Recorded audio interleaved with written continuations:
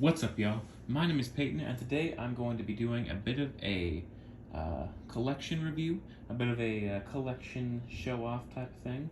I'm going to be looking over my D&D Miniature Collection with y'all. I'm just going to be kind of showing you what I got, and at the same time reviewing the quality of them because I did not paint them, I did not make them, so I can do that without being biased. And I'm not sponsored, which I probably never will be. First up, we've got the Umber Hulk right here. This is a big bug guy. I really like the way it looks. The paint is a good paint. I like this crack in the back right here, and the little pincers on the front are a pretty nice touch. I like this one, really do. Next up is probably one of my favorites, this sweet guy right here. We got the Gelatinous Cube Mini. Very nice in my opinion. When I opened this up in the packet that I got it in, I was very pleased. I never knew that this was a mini, but apparently it is, and it looks pretty cool. You see you got some bones in there. Very nice touch. The dissolved enemies of the cube. And it's really runny. I really like the way it looks. That's a good one. Next up, we've got a dire wolf. The dire wolf is very useful in D&D campaigns. There's a lot of times where there's just a large, fierce-looking creature. You can throw this in there.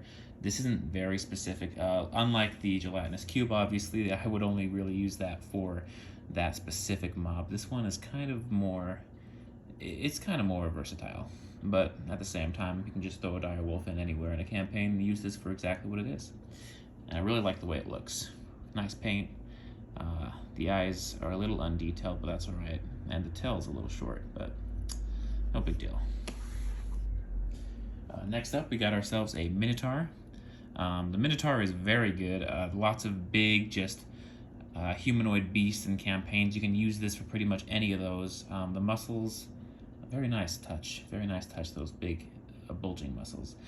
The axe is nice. I like the Greco-Roman sort of outfit he's got on. Really matches the idea of what I see as a Minotaur. The paint's really nice. I feel like the hair almost matches the skin too much though. I would like to see a little bit darker hair potentially, or maybe lighter skin, who knows.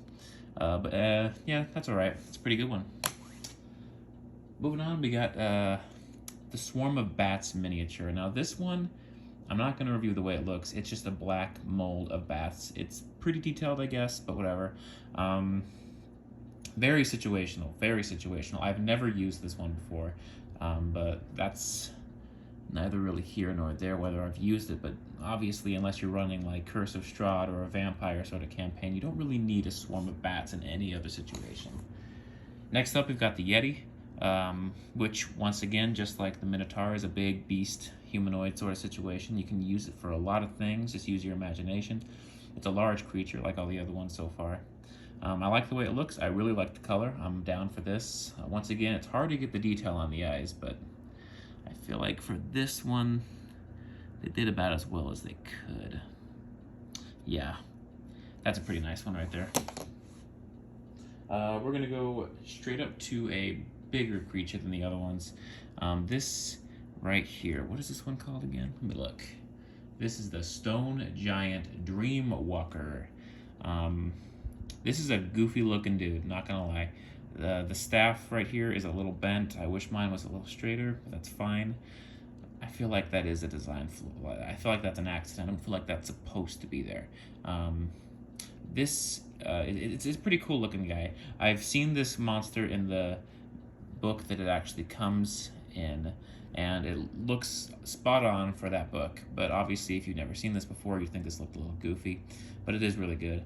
I like this one a lot, and it's a bigger creature, so you can use this for fill-in for any creatures that are this size.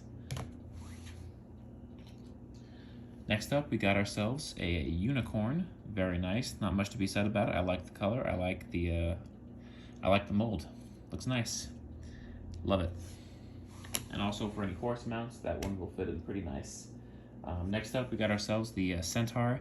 Only problem I got with the Centaur is it's got a bent spear. Mine does anyway. But other than that, very nice model for the Centaur. Very nice paint job.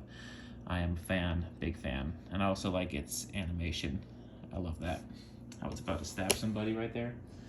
Next up, we got ourselves a big spider. This specifically is a phase shifting spider. It's got a lot of eyes right there, as you can see, more than your normal average house spider. I kind of like it. I don't really like how it hangs off the side right here. I wish it was more centered so you can use it easier in combat. I've had my own experience with it. Like it bumps into other things that aren't on its tile. It's pretty annoying. But other than that, I really do like the paint job. It's really nice. Very creepy, but also it's a spider, so it's supposed to be. Moving right on again. Let's see what we got. We got ourselves a bullet, or at least I think that's how you pronounce it. This is a big underground creature. Love the earth. Love the earth underneath it. If they didn't add that, you wouldn't really get the idea of what kind of creature this is. It tunnels underground. Very nice.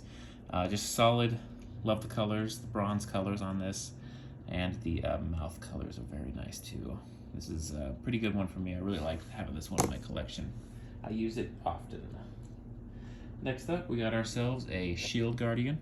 This is just a construct creature. This bad boy is very, very useful. Any large humanoids, once again, as I've said, you can use this for that, just like the Minotaur and the Yeti. That's very nice. Oh, and the colors, I like the colors. They're fading a little bit on the wood. I don't really feel like they touched them up very nice, so I don't like the paint job, but I do like the colors. If the paint was solid and the paint job was nice, this would be a very, very good mini. All right, let's move on to some smaller ones. We got ourselves a big orc. I'm pretty sure this is actually, let me see. No, it's just an orc. Sweet. I figured it'd be something different because of how big it is. This one's very nice. I like this one a lot. You can use this for pretty much anything. Obviously, orcs are very common in the game. I only have one of these though, so I wish I had more orcs, but that's all right because I can just use other things in place. But this is a good, like, this is what they look like. You can shoot the mini to see what they look like, and then just put a bunch of other filler things on there and say they all look like this guy. I love the axe model, and the paint, pretty nice. Not a lot of color, but wouldn't expect that with an orc anyway. Next up, we've got ourselves a lich. Not a fan, not a big fan of the colors they used here. When you think lich, I don't know what you think, but I particularly think like darker, more grays. This kind of just looks like a circus happening here. You got like bright red, and the orange behind him just looks goofy. I don't find myself being intimidated by this at all, and the lich should be very intimidating. It is a very powerful creature of the undead variety, and that's a no-go for me. Let's move on to, this one right here. We got ourselves just a Gith, just a regular Gith. Bad paint job, in my opinion, but it's hard to do sideburns with a paintbrush, trust me. The sword is nice, very Gith-like. I do like the sword model. I do feel like there's a bit of paint overrun here, like you see the gold on the fingers there, but that's all right. Pretty nice. It's a small mini. It's hard to get those perfect. We got ourselves a mer person here. Gotta have a mer person in any underwater sort of campaign. This is a lady mer person because it's got the boobies right there. That doesn't really matter too much, just in case you were wondering. Yeah, it's all right. I like the colors. The paint job's a little bad. It looks like her boobs popping out right there, but it shouldn't be. That should be the color of the bra, but that is all right. We got ourselves a ghosty boy right here. This is like a poltergeist. Kind of looks like the one from Ghostbusters, if you've ever seen that, the librarian.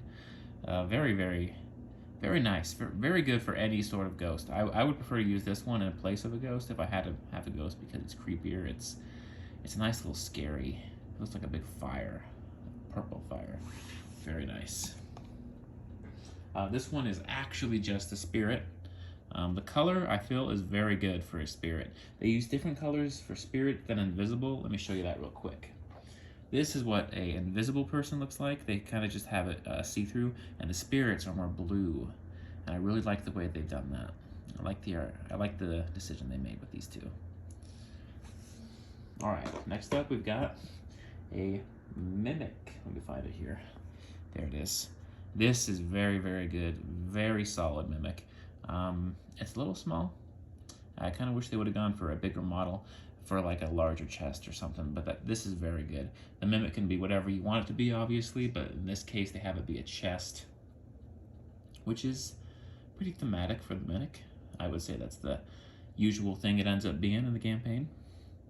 Very good model, very good colors. I am a fan of the Mimic. All right. Last but certainly not least, we have got my baddest, absolute most terrifying mini in my collection. We have got a Hellhound. All right. Now, this bad boy is not actually in circulation for the D&D market right now. Unfortunately, they haven't released it fully, but I've managed to get my hands on one of these, and it is ferocious. Bring this out in any campaign, and it'll absolutely terrify all of your players. And also, it's got that sweet Hellhound backpack on to carry any souls with it. It's got the sweet cap. The accessories it comes with are very nice. And that paint job is something else, man. I tell you, this is my top collector. If I ever am in a bind and I really need to pay some bills, this is the one I gotta get rid of. But I don't know if I could part with it because I'm kind of attached to it. But I could probably pull like $8 grand just from selling this one bad boy alone. Anyway, that's gonna be it for this episode. Hope you all like it. Peace out.